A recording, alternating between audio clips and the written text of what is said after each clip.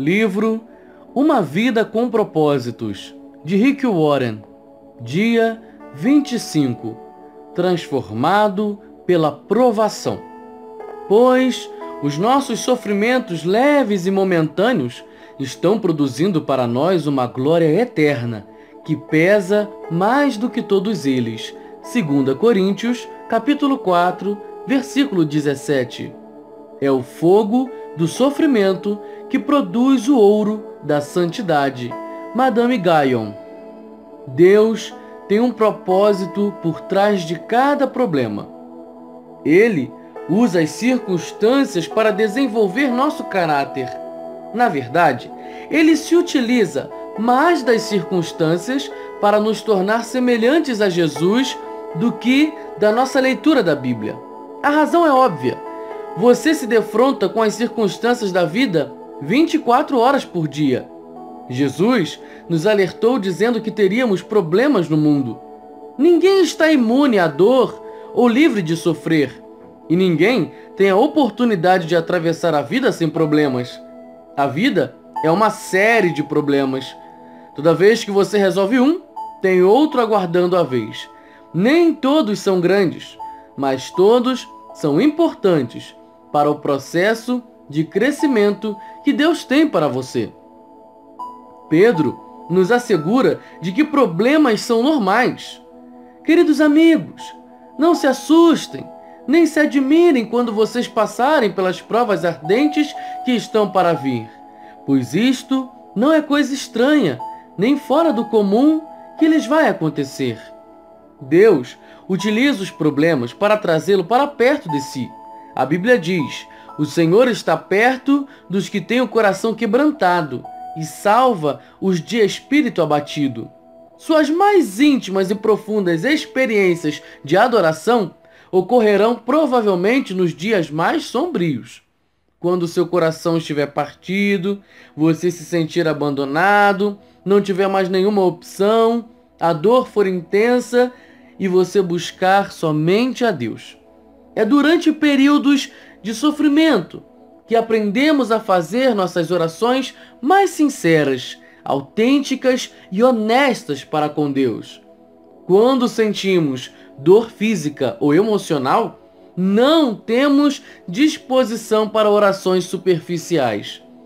Johnny Erickson observa: quando a vida é um mar de rosas, podemos passar o tempo adquirindo conhecimentos sobre Jesus, imitando-o, citando-o e falando sobre ele. Mas é somente ao sofrer que conheceremos Jesus. No sofrimento, aprendemos coisas a respeito de Deus que não podemos aprender de nenhuma outra forma. Deus podia ter mantido José fora da cadeia, Daniel fora da cova dos leões, evitado que Jeremias fosse lançado em um poço de lama, impedido os três naufrágios de Paulo, evitando que os 3 jovens hebreus fossem jogados na fornalha em chamas, mas não o fez. Ele deixou que esses problemas ocorressem, e em decorrência deles, cada um desses homens foi trazido para mais perto de Deus. Os problemas nos forçam a olhar para Deus e a depender dele em vez de confiar em nós mesmos. Paulo testificou desse benefício. Sentimos que estávamos condenados à morte e percebemos como éramos fracos demais para socorrermos a nós mesmos. Isso, porém, foi bom, porque assim nós colocamos tudo nas mãos de Deus, o único que poderia salvar-nos, pois é capaz até de levantar os mortos. Você nunca saberá que Deus é tudo o que você precisa até que Ele seja tudo o que você tiver. Independentemente da causa, nenhum de seus problemas poderia acontecer sem a permissão de Deus. Tudo que ocorre a um filho de Deus é filtrado por Ele e Ele pretende usar tudo isso para o bem, mesmo que Satanás e outros tensionem usar para o mal. Uma vez que Deus está soberanamente no controle, acidentes são apenas circunstâncias do plano de Deus para você.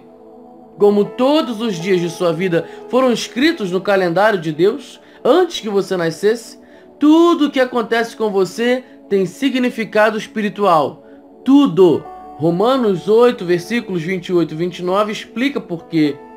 Sabemos que Deus age em todas as coisas, de modo que trabalhem em conjunto para o bem dos que amam e são chamados de acordo com o seu propósito, pois Deus conhecia de antemão as pessoas e as escolheu para se tornarem iguais ao seu Filho. Compreendendo Romanos 8, versículos 28 e 29. Essa é uma das passagens bíblicas mais incompreendidas e erroneamente citadas. Ela não diz: Deus faz que tudo saia da forma que eu quero. É lógico que isso não pode ser verdade.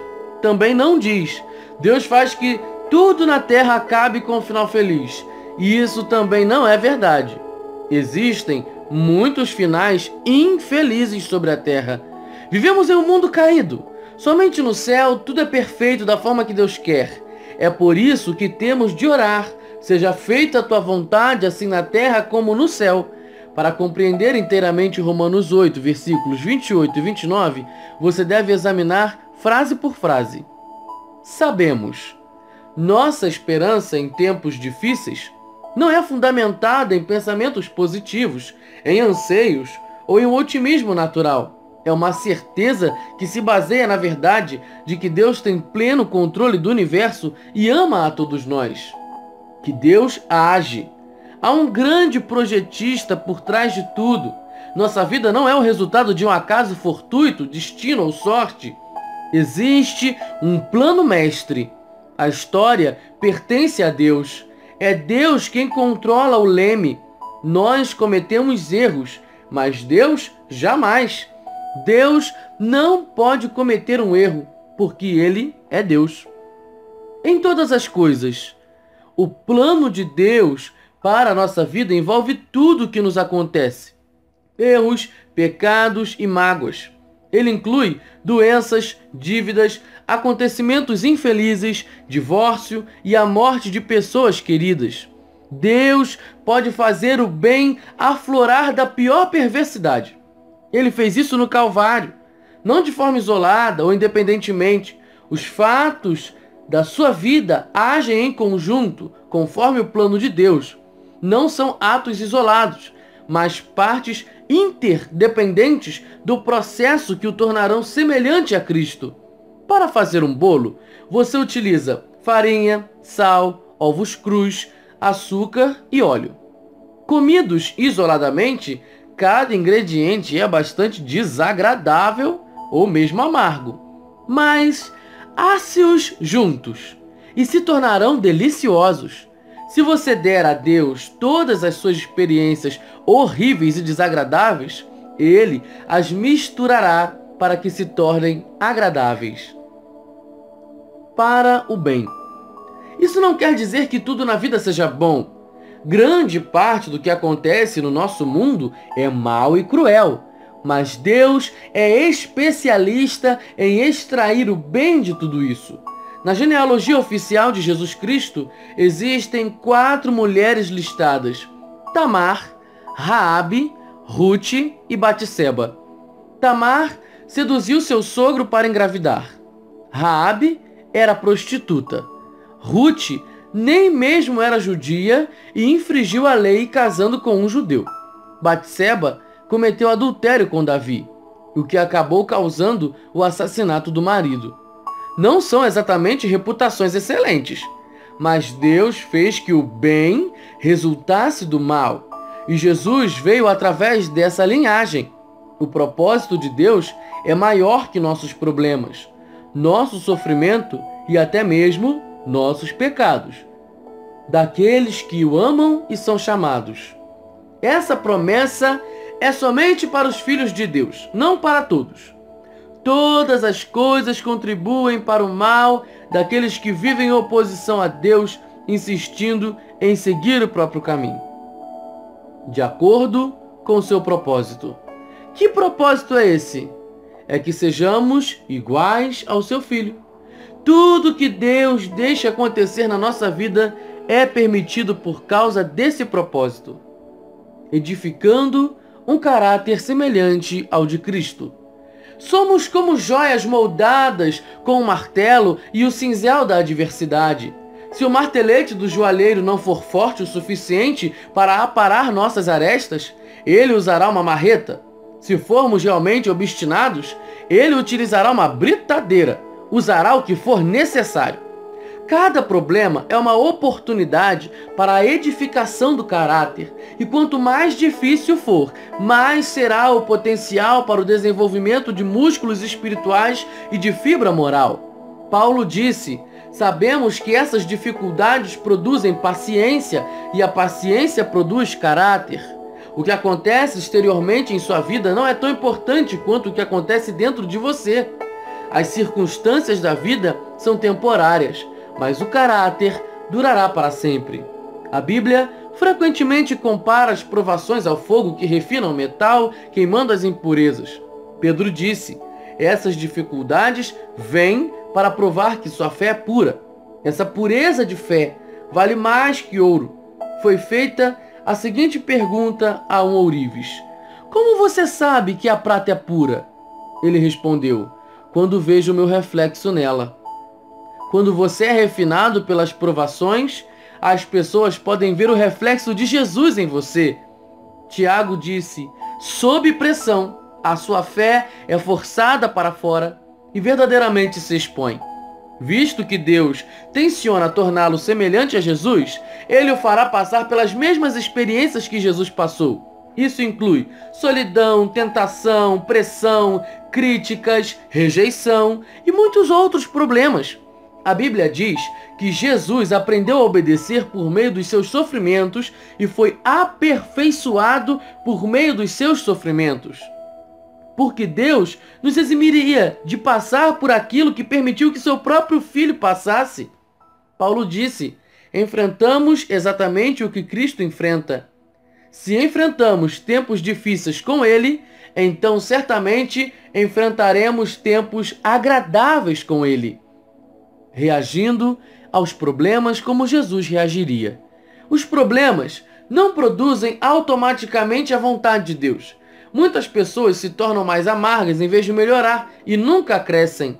Você tem de reagir da forma que Jesus reagiria. Lembre-se de que o plano de Deus é bom. Ele sabe o que é melhor para você e visa apenas o seu bem. Deus disse a Jeremias: os planos que tenho para vocês são planos de fazê-los prosperar e não de lhes causar dano, planos de dar-lhes esperança e um futuro. José compreendeu essa verdade quando, falando aos seus irmãos que o venderam como escravo, disse: vocês planejaram mal contra mim, mas Deus o tornou em bem. Ezequias expressou os mesmos sentimentos em relação à doença que ameaçava tirar sua vida. Foi para o meu benefício que tanto sofri. Sempre que Deus disser não ao seu pedido de alívio, lembre-se, Deus está fazendo o que é melhor para nós, treinando-nos para viver o melhor de sua santidade. É vital que você se mantenha concentrado no plano de Deus, não no seu problema ou sofrimento. Foi assim que Jesus suportou o sofrimento na cruz, e somos exortados a seguir o seu exemplo. Mantenham o olhar firme em Jesus, nosso líder e orientador. Corey Boom, que sofreu em um campo de concentração nazista, explicou o poder da concentração. Se você olhar para o mundo, ficará aflito. Se olhar para si, ficará deprimido. Mas se olhar para Cristo, ficará descansado. Seu enfoque determinará seus sentimentos. O segredo da resistência é lembrar-se de que o sofrimento é temporário, mas sua recompensa será eterna. Moisés aguentou uma vida de problemas, porque contemplava a sua recompensa. Paulo suportou as adversidades da mesma forma. Ele disse: nossas dificuldades são pequenas e não durarão muito, e ainda produzem para nós glória imensurável que durará para sempre. Não se renda a considerações de curto prazo. Mantenha-se concentrado no resultado final. E se somos os seus filhos, então participaremos dos seus tesouros, pois tudo quanto Deus dá ao seu filho é nosso também. Mas se queremos participar da sua glória, precisamos participar também do seu sofrimento. Contudo, aquilo que sofremos agora é insignificante, se compararmos com a glória que Ele nos dará mais tarde. Exulte e agradeça. A Bíblia diz: deem graças em todas as circunstâncias, pois esta é a vontade de Deus para vocês em Cristo Jesus. Como isso é possível? Repare que Deus nos manda dar graças em todas as circunstâncias, e não por todas as circunstâncias. Deus não espera que você seja agradecido pelo mal, pelo pecado, pelo sofrimento, ou por suas consequências dolorosas neste mundo. Em vez disso, Deus quer que você seja grato por Ele usar os problemas que o afligem para o cumprimento de seus propósitos. A Bíblia diz: alegrem-se sempre no Senhor. Ela não diz: alegrem-se no seu sofrimento. Isso é masoquismo. Você se alegra no Senhor. Não importa o que aconteça, você pode se alegrar no amor, na atenção, na sabedoria, no poder e na fidelidade de Deus. Jesus disse: fiquem cheios de alegria quando isso ocorrer, pois há uma grande recompensa esperando por vocês no céu. Nós também podemos nos alegrar ao saber que Deus está passando pelo sofrimento junto conosco. Não servimos a um Deus distante, desligado, que se distancia de nós e tenta nos motivar com frases feitas. Ao contrário, Ele entra no nosso sofrimento. Jesus fez isso ao encarnar, e hoje é seu Espírito que faz isso em nós. Deus jamais nos deixará por nossa conta. Recuse-se a desistir. Seja paciente, persistente. A Bíblia diz: entendam que os problemas vêm para lhes testar a fé e gerar em vocês perseverança. Mas deixem que esse processo continue até que a perseverança se desenvolva completamente e descobrirão que se tornaram homens de caráter maduro, de integridade, sem nenhum ponto fraco. A construção do caráter é um processo lento.